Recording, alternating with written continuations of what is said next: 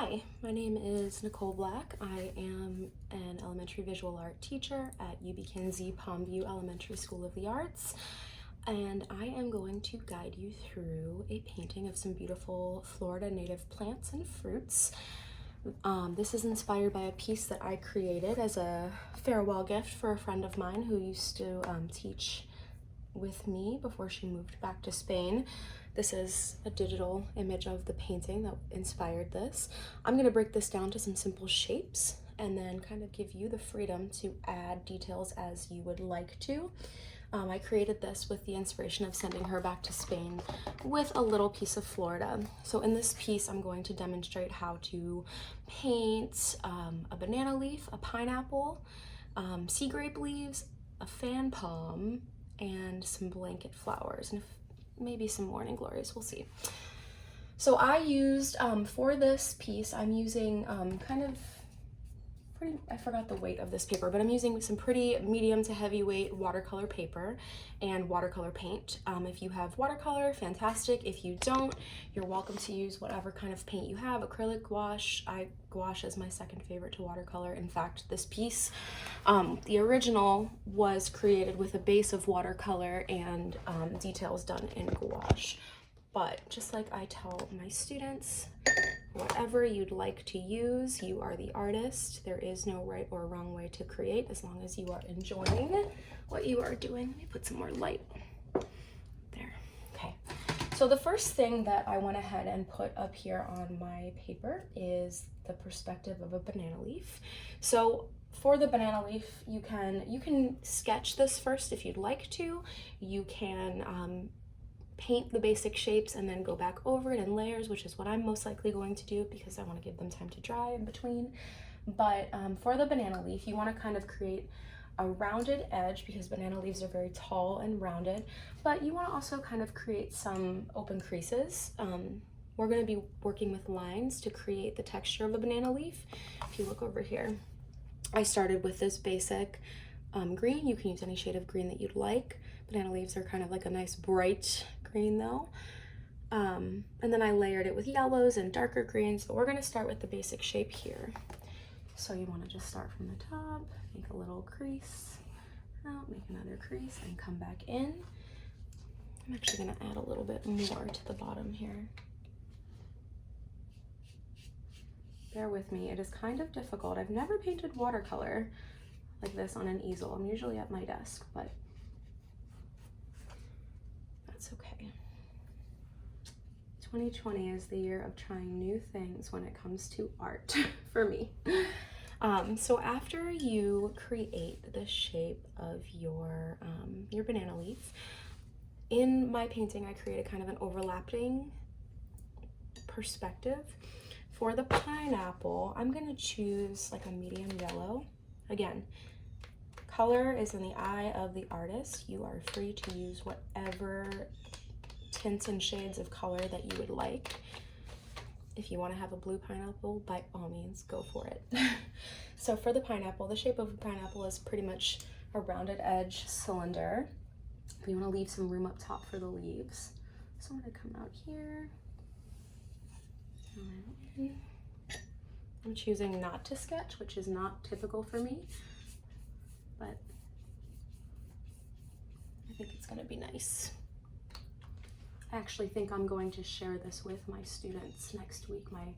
At my school we are an elementary of the arts, so we have arts area studios for our kids at the end of the day for our 4th and 5th graders, and I always like to share things that I do with adults in the community, so they'll be interested to do a paint along that teachers are doing too, or employees of any kind. Alright, so if you are using watercolor, you're going to want to give your first layer some time to dry. Same with acrylic, really. Any paint that you're going to use, you're going to want to give it some time. So we're going to go left to right and then kind of make our way back. So I'm actually going to leave the background open-ended for you. So if you want to leave space between your shapes, you're more than welcome to. I tend to go for patterns using lines and dots and colors. So as you can see here, I went back over, I painted a navy blue pattern and then went over it. I also tend to work in layers. So if you are like me and you'd like to do that, again, by all means.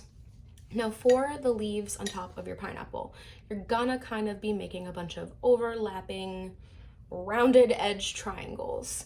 So I'm gonna choose like a light grayish green. I might mix it a little actually. I'm gonna take a smaller brush. I have two brushes that I'm using, by the way. I'm using round brushes, but I'm using a large round brush and like a pretty small round brush. All right, so starting with your pineapple, your leaves toward the bottom are kind of small. And this painting that I created is pretty imperfect. So, I mean, the way that I paint in general is not necessarily meant to be extremely representational. I want you to embrace your own creativity. So whatever feels good for you is fine. And I'm excited to see your finished pieces. And again, since we are working in layers, don't worry about staying in the lines too much because you can always go back over it. In fact, you don't even have to paint in your leaves if you don't like to. I think for the next layer, I'm going to keep them open. All right, so there's one little layer. Please don't drip. All right, so as you come up, I'm going to keep my leaves open so that way I can go back in and define them further in the next layer. Just rounded, just like regular leaves you would see. And again, we can define these further as we go.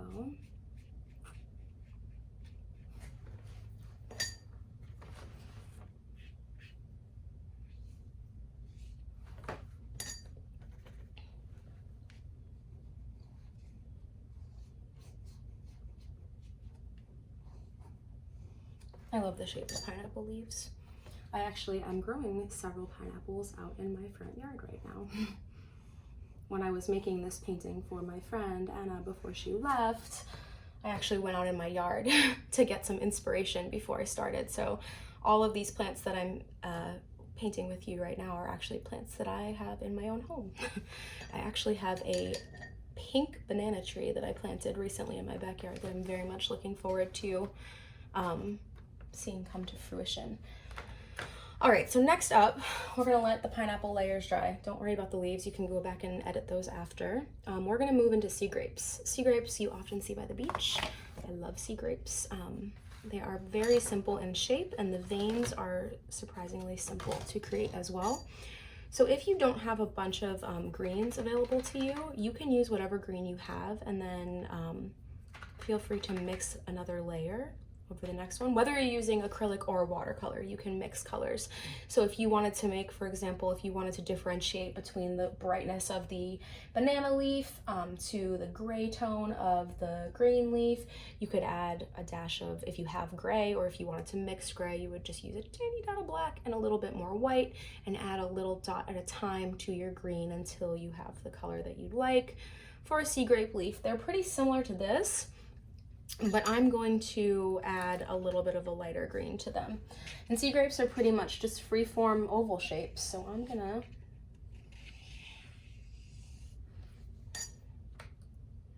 bring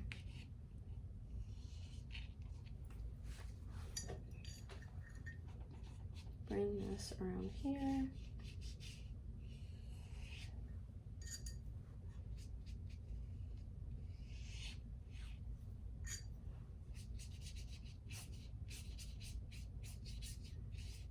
Painting with watercolor on an easel is something I never thought I'd find myself doing.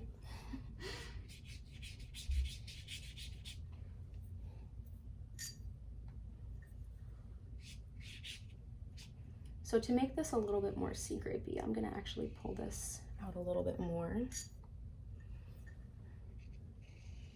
Sea grapes tend to be kind of, I would say wide, but we're making these at an angled perspective. So we're gonna leave this one here. I'm gonna fill it in a little bit more.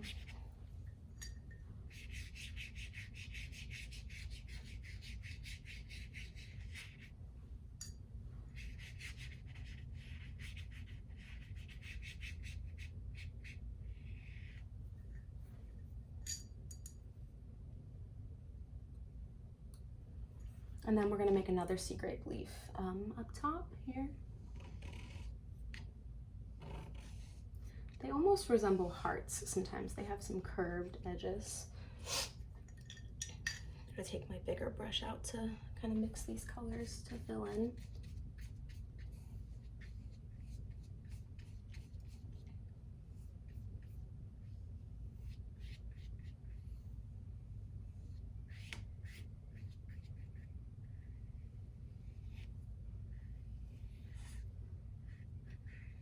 The beauty of painting plants is that there really is no right or wrong way, because each plant and its form is unique.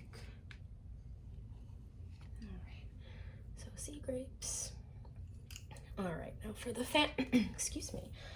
For the fan palm leaves are similar to your pineapple leaves, but they're much longer. So fan palms are kind of wide, so we're gonna work in lined layers similarly to what we did here. You might want to sketch this with a pencil beforehand just to get your perspective right. I am gonna go ahead and grab my pencil and do that if I can find where I put it. Here it is. So just to kind of get a better idea, because the way that I created it in here, the fan palm kind of goes a little bit behind the sea grapes, and you want to kind of leave some space for your other flowers. So I like to start with the middle. I'm going to make just a line, okay? And I'm actually going to make a series of lines to represent the different parts of the fan palm, so that way I can use that as a basis for painting my line layers. And again, we're using perspective to show that the fan is coming out of this area right here, and then fan palms have a nice stalk. So that's going to be my simple sketch for the fan palm. I know it doesn't look like much. I would recommend using a darker green for this. Again, if you feel more comfortable sketching these before you paint them, you are welcome to follow the shapes and sketch and then paint over them. If you are somebody who likes to use ink, you can use ink and then paint. The options are pretty limitless. All right, so I'm gonna go for, is this the right green I'm looking for here? Yes. By the way, this is my palette, my Japanese watercolor palette. This is my heart and soul, my favorite. So what I'm going to do is kind of go over the fan palm lines. Fan palms can be several different colors. I have the green ones in my backyard. I also love the silver ones. If you are looking to do more of a silver fan palm, of course, like I've said about 700 times, you are welcome to do so. I need to be using a water brush. That would be easier. So you're basically just creating that fan-like perspective.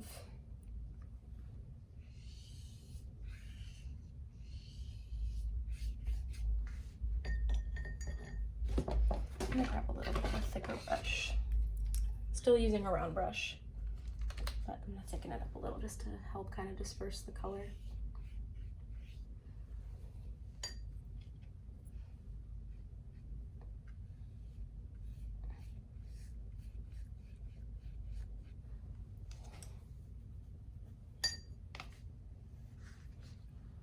So the thing that I love about fan palms that I want to include in this is this, the actual part that looks almost like a fan that fans out.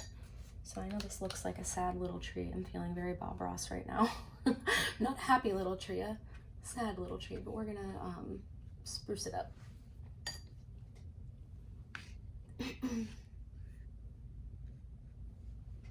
All right, so once you're here, you're gonna use another kind of light green.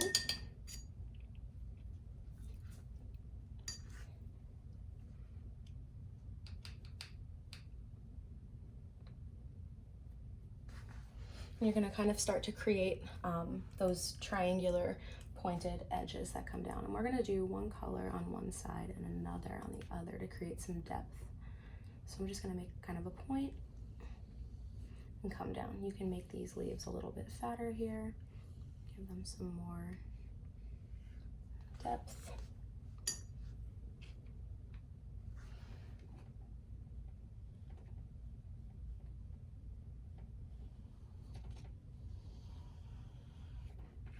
if you're using watercolor, I would take this opportunity to blend with water these greens to kind of make them merge together.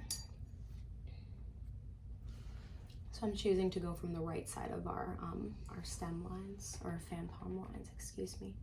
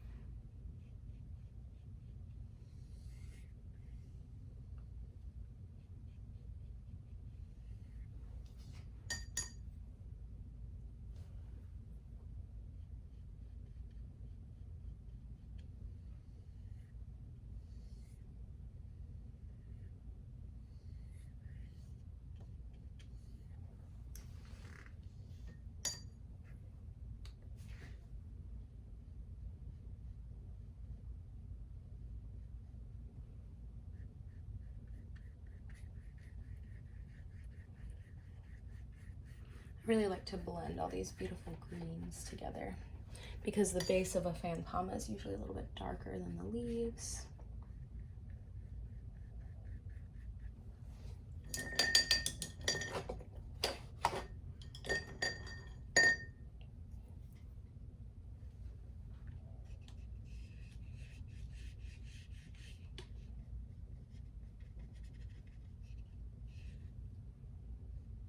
All right.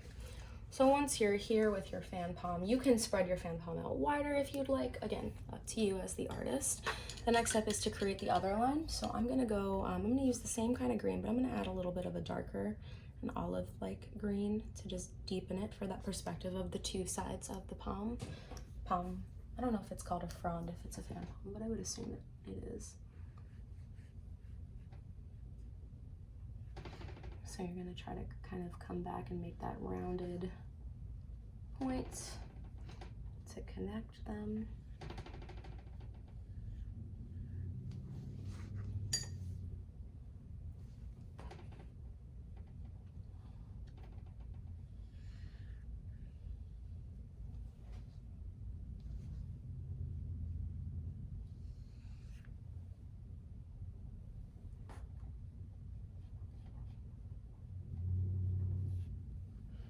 And again, this is our first layer, so if it's looking a little rough, don't worry. There's layers to it. I really feel like I'm channeling my inner Bob Ross that I've always wanted to channel today.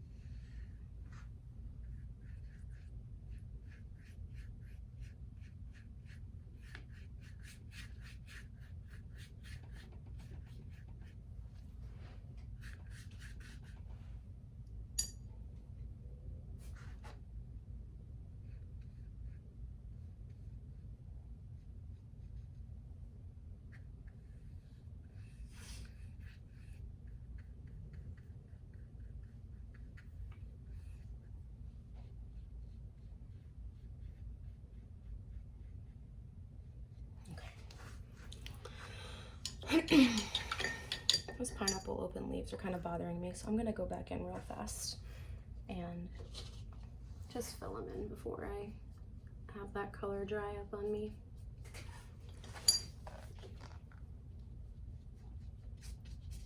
Just so that they have a first layer for us to work with after.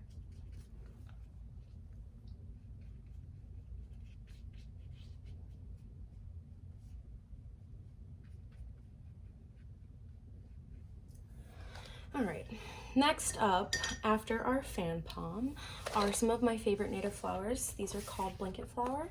I have some growing out in my yard, and they grow all over the place here in Florida. They are beautiful, bright, vibrant, warm colors.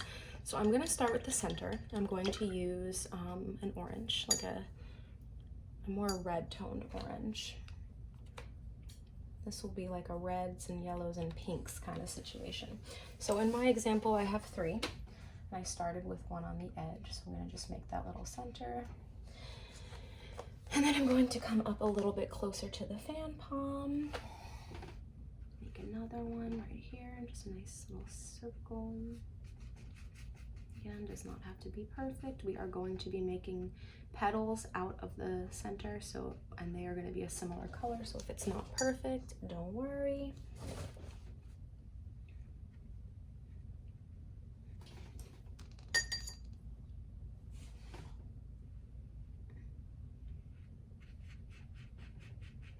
I actually recently started some seeds of blanket flower that I found while on a quarantine outdoor adventure with my niece who basically lives with us.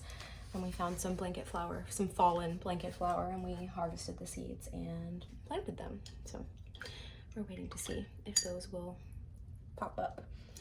All right, so for the leaves, I'm gonna use, you can use like a reddish pink, you can use, you can mix a little bit of white into some red to make a reddish pink. I think I have a good color here from my palette. Blanket flower petals they look a little bit like daisies. There is really no perfect way to create them, so I'm going to show you how to do it with lines to keep it pretty simple.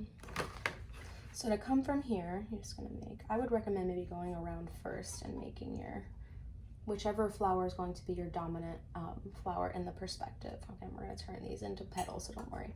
But we're going to come here.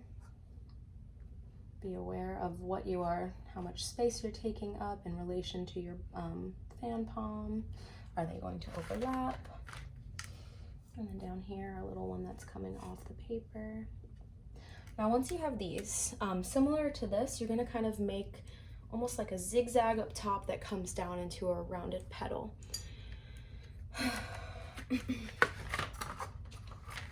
So, sorry, holding too many things at once. So I'm gonna kind of create an outline because I want to be able to add some yellow in there. So just up and down like that. And we're gonna fill some in also. Now the beautiful thing about painting these is that you can also go over your orange because the center of the blanket flower has lots of different shades of oranges and pinks in it. So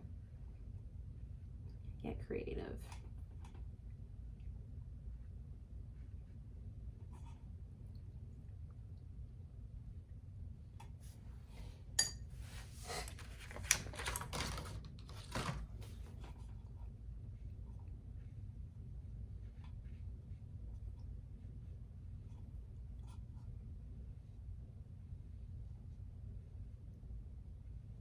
And again, they're overlapping in this little corner. So there is no need to be extremely precise. It's more about making this beautiful blend of colors.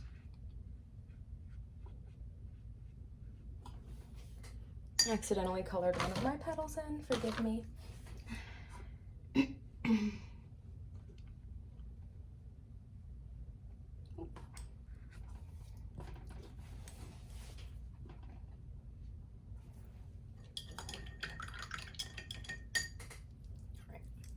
Now that we have some petals going, we're gonna start to fill them in. So you can fill them in by making some more lines in between. We're gonna layer over them in the next layer, remember. So again, just keep your eye on the simple lines. It's always best to start with simple lines and shapes and build out from there. All right, so now I've got this beautiful blob of warm colors in the corner.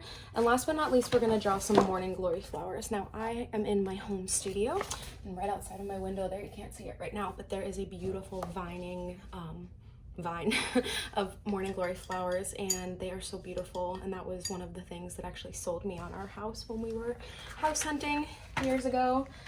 Was that beautiful wall of flowers right outside my window. So morning glories can come in many different colors, but mine are purple. So I'm gonna go with this beautiful, like a blue purple. Let's see, it's hard to see in my studio right now where we're at with blue purple. There we go.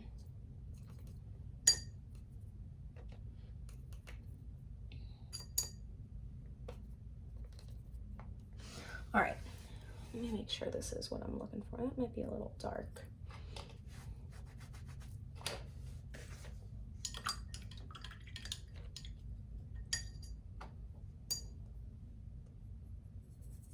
All right, we're gonna go with this, and then we can add more as we go.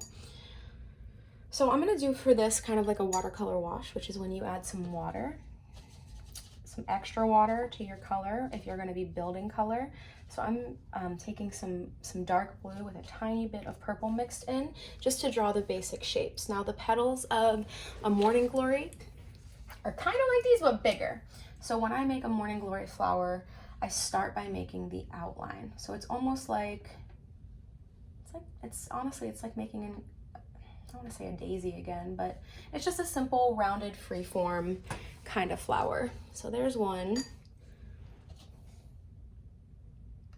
My flower vocabulary needs some work, please forgive me.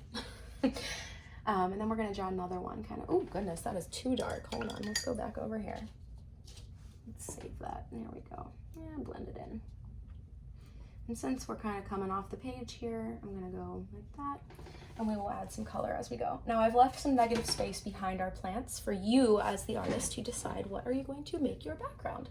I chose a nice blue for me in my artwork when I paint, especially if I'm painting something for somebody else who I know. I like to do some color association, so colors that I associate with that person. I'm gonna try to mix a good darker blue for us to use for the morning glory. There we go, this is a good purple. So I'm just gonna kind of fill it in with a purple to help with the layers.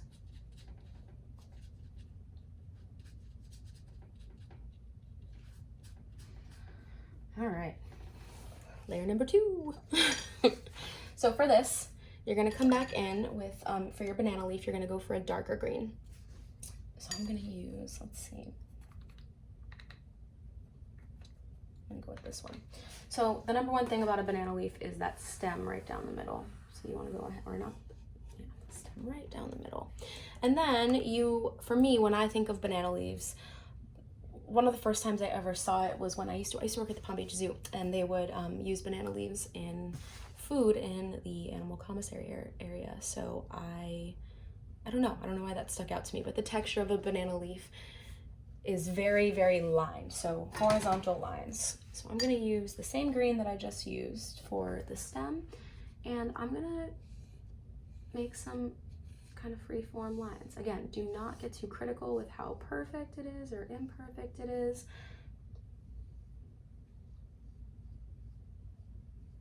You don't want to put too much water when you're painting lines like this. And again, we're going to be layering some more colors, so you can go all the way across. If you want your lines to be closer together, by all means, you have that power.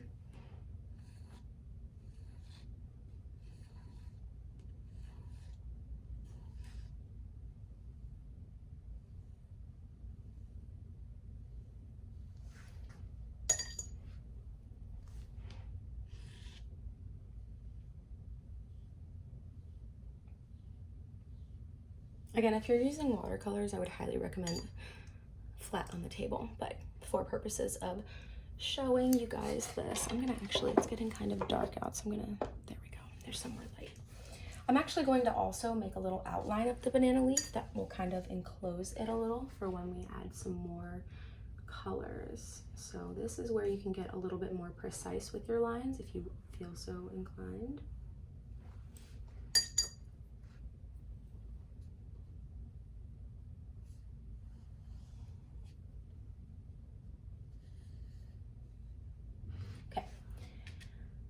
So our banana lines are here. And then we're gonna come back into our little pineapple. Now for pineapple, there's a few things you can do. I got really detailed in this one because that's just how I roll sometimes. You can choose a few things. So if you are comfortable drawing star shapes, that's what I did. If you feel more comfortable sketching on your pineapple before you paint, that's fine.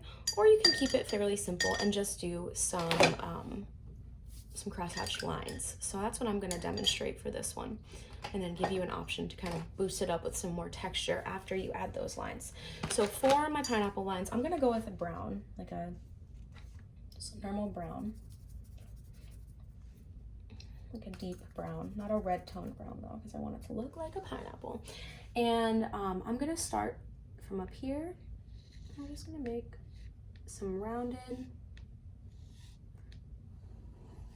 lines.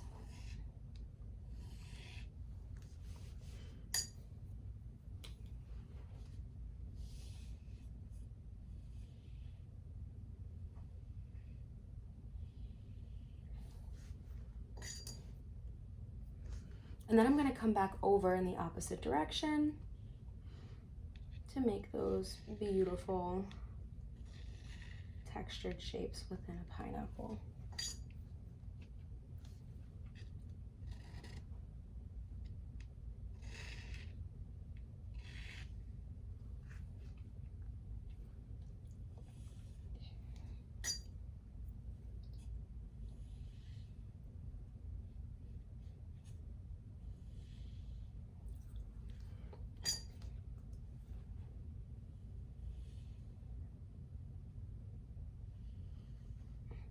Okay, so again, like with the banana leaf, you can come back over and outline the yellow banana, or excuse me, pineapple.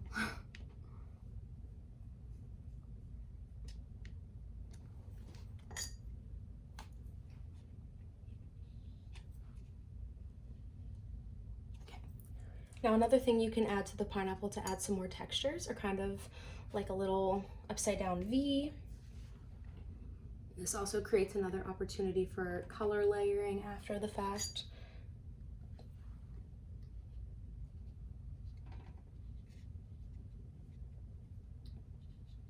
I believe I'm going to do a time lapse for the color layering, so that way you don't have to sit and watch every little step. Again, embrace the imperfection. That's what I love about watercolor, is that it teaches both me and my students to forgive imperfection and rather embrace it, because watercolor, like water, does not stay still, and you have to learn to manipulate it. I'm gonna add another line here. Now for our pineapple leaves up top, I'm gonna go back to a darker green for an outline shape. So you created basically your shapes as you drew them, so I'm just gonna use those curved lines to come back over and define them a little. That's one of the reasons that I initially left them blank, but that's just how it goes sometimes.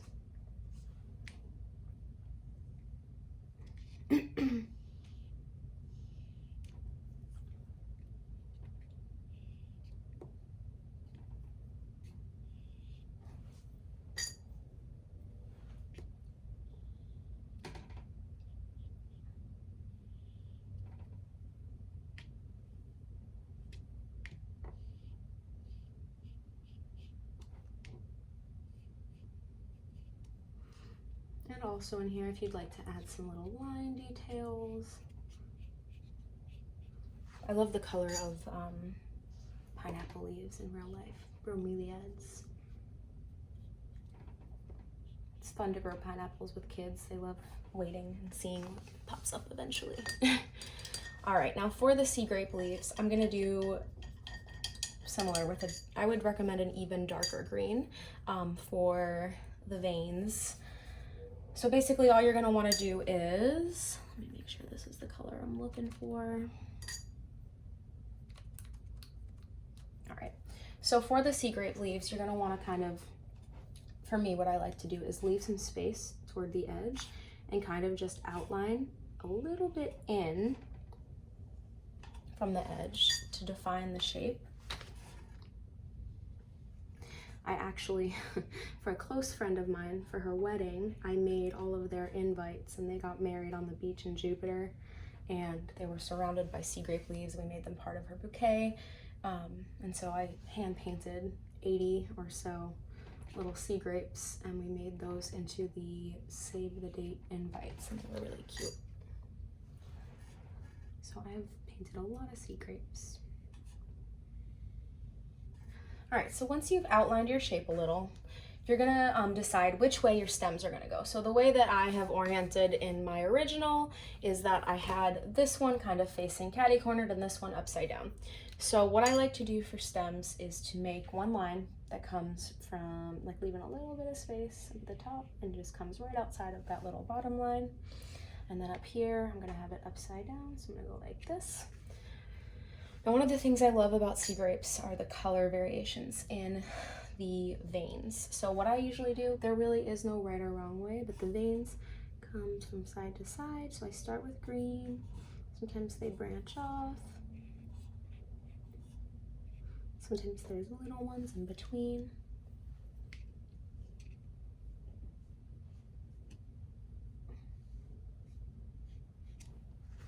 And then I like to go over them with some reds in the next step, but I will save that.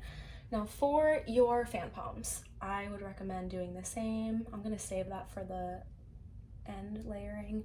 But down here on our blanket flowers, let's skip over our fan palm for a minute because there's lots of detail that can be put in there. For your blanket flowers, you're gonna want to define your lines a little bit, but first you wanna fill in that those beautiful petals that you created. So the petals of blanket flower, they vary. They kind of have a color gradient. They go from pink to red to orange, and then at the very tip, they tend to be yellow. So I'm going to water this little reddish pink down. I'm gonna fill them in and then go back. I'm gonna leave the tips a little bit yellow. I'm sorry, a little bit blank so that I can add yellow.